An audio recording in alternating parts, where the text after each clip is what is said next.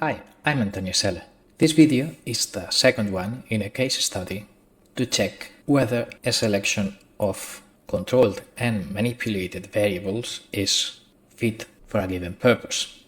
We are studying steady-state reference tracking, that is, ensuring that the gain of my process is high enough so that requested output changes can be achieved without hitting actuator limits. In a first video, we discussed the problem statement, the scaling, and the singular value decomposition approach, and in this video we'll test other actuator configurations and also we'll plot the resulting ellipsoids that are underlying the mathematical interpretation of all this stuff. If we review our first video's results, we had this model. In this operating point, we discussed only setpoint changes, so H will be not considered here. This matrix G had this DC gain, and my problem was checking if I could achieve this increments of output with this admissible increments of input. There was an output scaling and input scaling step in which I considered a worst case situation, which was the maximum desired increment for outputs and the minimum available increment for inputs, because our singular value approach here deals with symmetric setups around the origin, and with these scalings we obtained the scaled gain matrix and we computed the minimum gain 1.5 and the condition number 2.9, and they were deemed satisfactory because the unit 3D sphere in the input space mapped to something larger than the circle of radius 1.5 in the output space, so the selection was satisfactory. Let us now look in more detail at the meaning of this SVD. So we'll first have a look at the input and output principal directions by looking at the whole SVD decomposition, not just the gains. So the diagonal S matrix gives me the gains. V matrix are the so-called principal input directions, and U are the principal output directions. What do they mean? Well, this high gain maneuver is the easy maneuver. So basically, moving the second variable is easy. The hard maneuver is the low gain one, which is more or less aligned with moving the first variable while keeping the second one basically constant, well, less than 10% of the movement of the first one.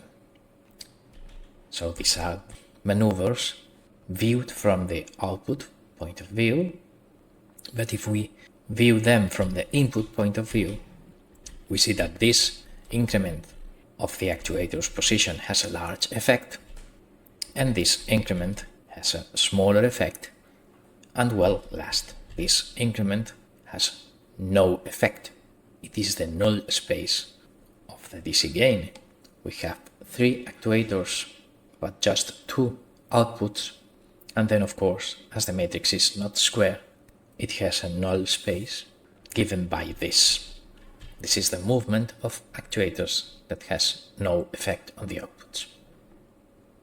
So here we have something to remark.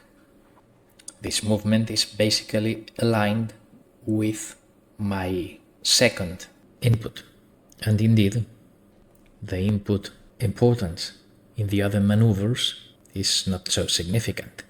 So maybe this hints that we may eliminate the second input, leave it in, let's say, a manual mode, so it's only modified in startup or calibration procedures, because it's somehow not too aligned with the input directions. Well, with this hint, if I look at this line of code and I put here a 0, then this means that I am multiplying the second column of G by 0. So, analyzing what to do if this actuator does not increment. Well, in such a case, this was the old SVD decomposition. Before changing the actuator configuration, look at the gains, 4.36, 1.498, and if I run the script again, you can see that the minimum gain is basically the same. It's only in the fourth decimal digit where changes appear, and the maximum gain just lowers from 4.36 to 4.31. So 0 increments on actuator 2 do not seem to have any effect on the minimum and maximum gains. Of course, now the null space is perfectly aligned with actuator 2 because the column is 0, but then the remaining two actuators somehow execute the same maneuvers. Easy one moving second output, difficult one moving first output, and those maneuvers have basically the same gain. There is a negligible gain loss, so indeed it seems that dismissing actuator 2 could be a wise choice if we could save some money in control instrumentation. What would happen if we do the same with other actuators? Well, if I now check what would happen by not incrementing actuator 1, then we have here a maneuver with gain significantly less than 1, 7 times less than wished.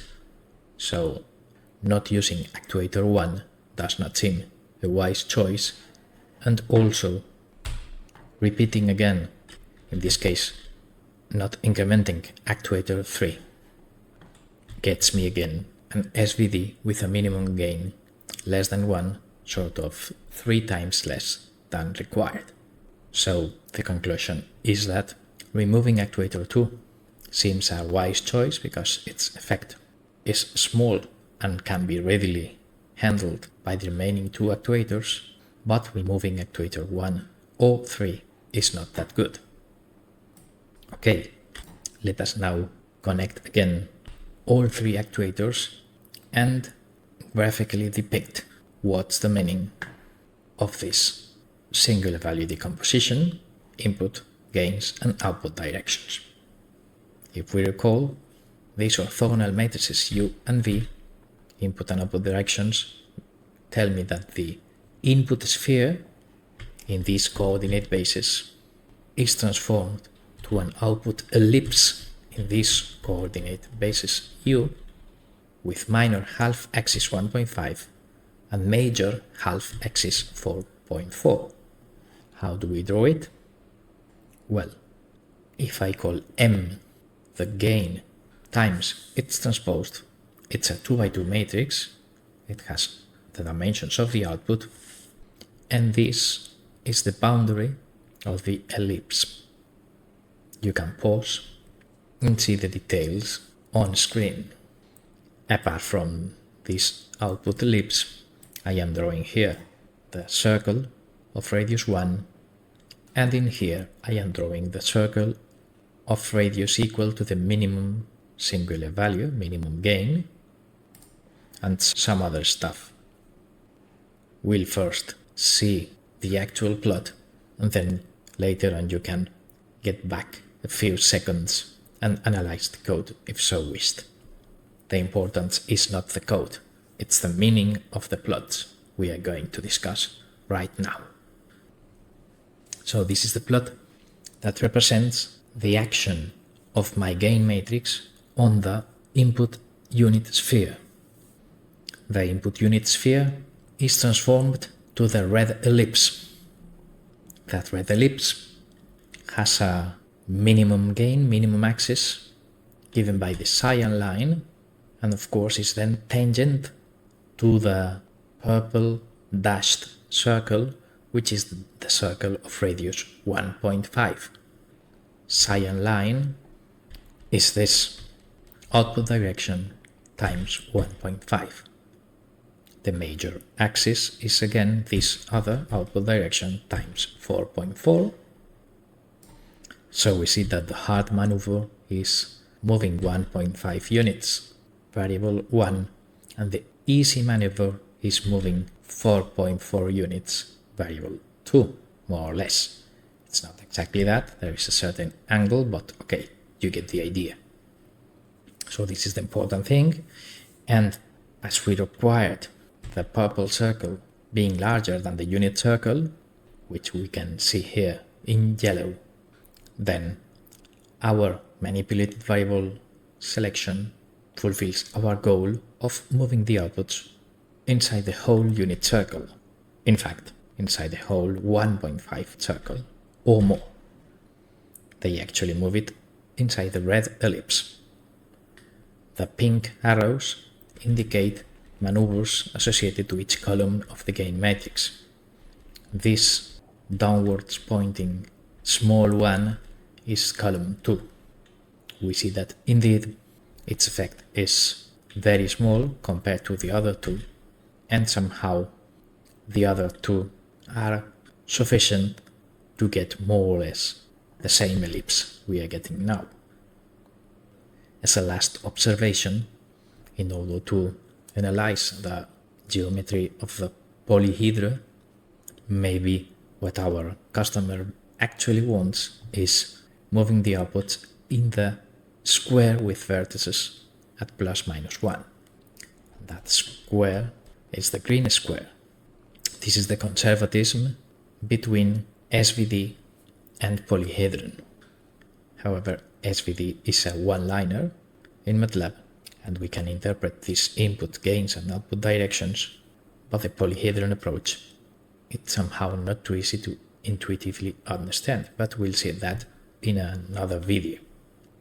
In here we just can see that we were lucky, because even if we wished to move my outputs in the green square, as the radius of the purple circle is larger than the square root of 2, which is the half diagonal of this square, then this radius of 1.5 allows me to certify that we indeed are able to cover the whole green square with inputs in my unit sphere. So we are sure that the polyhedron-based approach to the same problem that we will see in other videos will render indeed feasible. This is because we were lucky with this square root of 2 argumentation. This may not always be the case. So we will conclude here. We analyzed in further depth the results of a previous first video on this case study.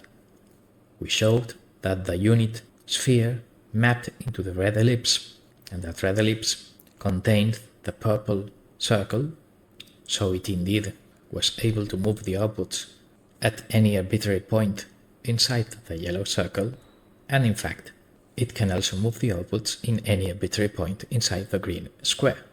Principal maneuvers are the half axis of the ellipse, so we can understand which are the easiest and the most difficult movements of my outputs. So we'll end here, and polyhedron approaches and disturbance rejection will be addressed in future videos in this case study. Thanks for watching.